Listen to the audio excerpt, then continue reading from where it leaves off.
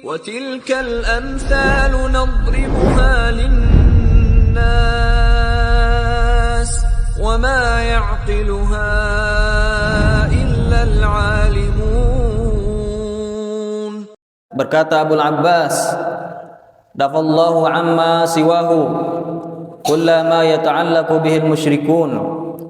Allah Subhanahu wa taala menafikan sesuatu yang selain Allah Subhanahu wa taala, setiap perkara yang dijadikan tempat bergantung oleh kaum musyrikun. Fanafa ayyakuna li ghairihi mulkun aw qistun minhu. Maka Allah Subhanahu wa taala menafikan yang selain Allah Subhanahu wa taala memiliki mulk, kekuasaan, atau bagian dari kerajaan tersebut, kekuasaan tersebut, au yakunu aunan lillah, atau menjadi penolong bagi Allah Subhanahu wa taala. Walam yabqa illa syafa'ah, dan tidak ada yang tersisa kecuali syafaat.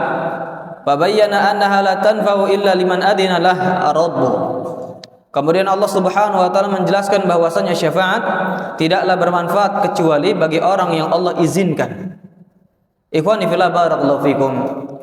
Jadi sesembahan dari selain Allah Subhanahu wa taala, Allah jelaskan mereka tidak memiliki kekuasaan, mereka tidak memiliki andil dalam urusan makhluk. Bahkan mereka juga bukanlah penolong bagi Allah Subhanahu wa taala. Kemudian adapun syafaat, mereka juga tidak memiliki kuasa terhadap syafaat. Karena Allah Subhanahu wa taala memberikan syafaat itu setelah izin darinya. Ya. Sedangkan Allah Subhanahu wa taala tidak mengizinkan untuk orang musyrik memberi syafaat. Dan demikian juga Allah Subhanahu wa taala tidak akan memberi syafaat kepada orang-orang musyrikin. Kama qala ta'ala, sebagaimana Allah taala mengatakan, wala yashfa'una illa liman irtada. Dan mereka tidak bisa memberikan syafaat kecuali bagi orang yang Allah ridhoi. Ya. Jadi mereka tidak mampu memberikan syafaat kecuali kepada siapa yang diridhoi oleh Allah Subhanahu wa taala.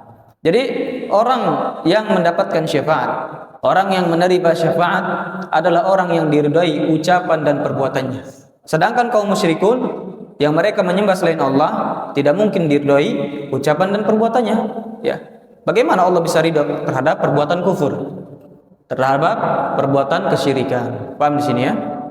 Maka syafaat ini yang disangka oleh kaum musyrikun itu ternafikan kelak di hari kiamat. Kama nafaha Al-Qur'an, sebagaimana dinafikan oleh Al-Qur'an. Dan Nabi sallallahu alaihi wasallam mengabarkan annahu ya'ti fayasjudu li rabbih wa yahmadu la yabda'u bisyafa'ati awwalan, bahwa Nabi sallallahu alaihi wasallam kelak akan datang kemudian sujud di hadapan Allah Subhanahu wa taala dan memuji Allah Subhanahu wa taala. Dan beliau tidak memulai langsung meminta syafaat. Nah, ini diantara adabnya Nabi sallallahu alaihi wasallam yang dicontohkan kepada kita. Tatkala beliau meminta kepada Allah Subhanahu wa taala itu tidak langsung minta to the point. Jadi Nabi sallallahu alaihi wasallam meminta untuk diizinkan syafaatnya, memberikan syafaat kepada ahlul mauqif.